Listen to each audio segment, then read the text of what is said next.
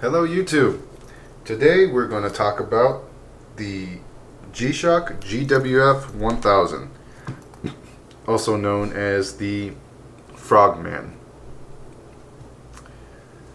First things first, let's talk about price. I paid around $350 for this watch. I think that's pretty standard for this type of Frogman. This is probably the most basic Frogman you can get. There's other collectible versions and super fancy ones that are gonna cost you a premium. Not that 350 isn't a premium, but this is that is the lower end. This is the lower end Frogman.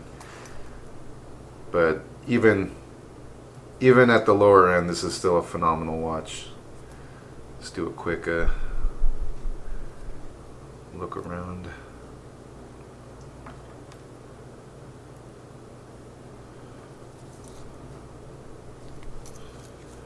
Back.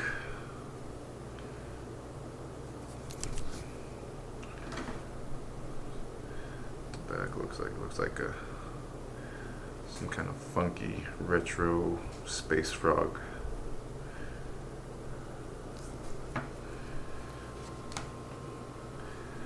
Yeah, but so my thoughts on the Frogman.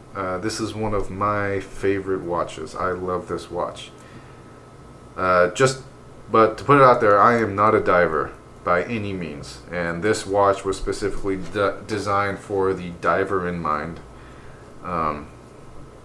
Like just to get started on the functions. If you hold the mode button, it'll take you into dive mode, and from there you can start the clock to basically measure your dive time, because for divers that's critical information to know how long you've been in the water. So you'll see what time it is now and how long you've been in. Basically you hold that button to stop it, and then the adjust button to reset it, and then hold the mode button to get back into regular time mode. But yeah, so just showing you that function puts into perspective that this watch was designed for the diver in mind. I bought this watch just because I'm a G-Shock collector, and a Frogman is kind of like, one of the key watches to own, to basically say like, hey, you're a legitimate G-Shock collector. That just in my mind. Like, if you don't have a Frogman, then you ain't really into G-Shock collecting. That's just my opinion. Don't kill me.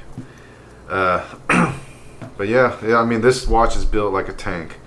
One thing you'll realize with G-Shocks is they never look that great in pictures. But let me tell you, like, trust me when I say, in real life, this watch is a beast. It's, when you hold it, you can just feel like this watch is solid. It's well made.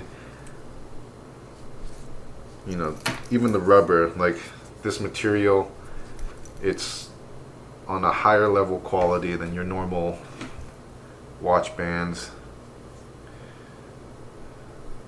It is multi-band 6 capable and solar powered, so I've never had any issue with the solar portion of it. It has always been on high for battery status. I've never seen it go lower than a high, which you can see right there. It says LMH, L for low, M for medium, and H for high. It has always been set to high. And I mean, like, I don't even religiously charge these batteries. Maybe like once a week, once every 2 or 3 weeks. I've got like a rig that all my watches sit on, and I'll put it by a window, and I'll let them just bathe in the sun for that day, and then it charges them right back up. As far as modes go, or the functions, so you've got the log here. So I guess basically you can just log all your dive times, and I think, yeah, so holding the adjust button, you clear it. So if ever, I don't know, if you were in that position where you were a diver or you dove and you needed to recall how long your last, bottom time was, then you would just go to that log portion and it'll tell you how long your last dive was. The tide function, I never use this, but it's there. It's a function that's there. Most newer premium G-Shocks have this feature.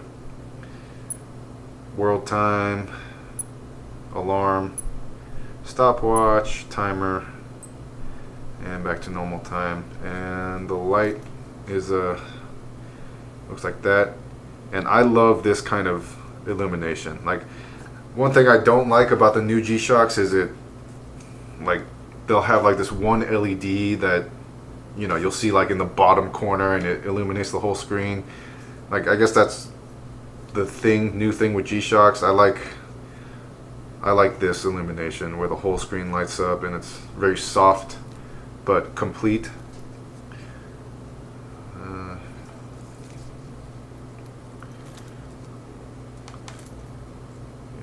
Another thing I like is how this watch was designed. So basically, the meat of the watch is away from your hand. So it's all back here and it's flat on this side. So when you wear it, it doesn't get in the way of any kind of hand motion. And I really like that. So these buttons never get accidentally depressed. It's a very comfortable watch to wear doing any kind of physical activity. Which the common theme in all of my videos, if you've noticed, is that I like watches that don't interfere with physical activity. Yeah.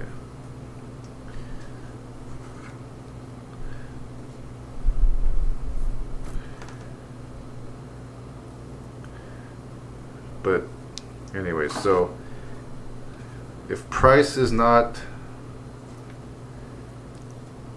a deterrence for you, I would say get this watch. This is a phenomenal watch.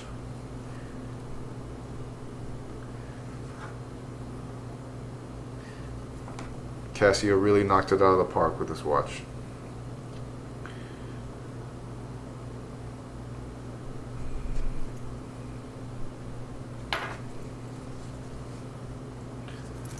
Like, I wish there was a better way to show just how solid this watch is, but you'll understand what I'm talking about if you ever get your hands on one.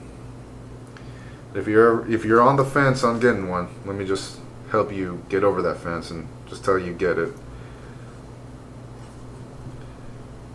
Alright, well, anyways, thanks for watching, and tune in for my next watch review.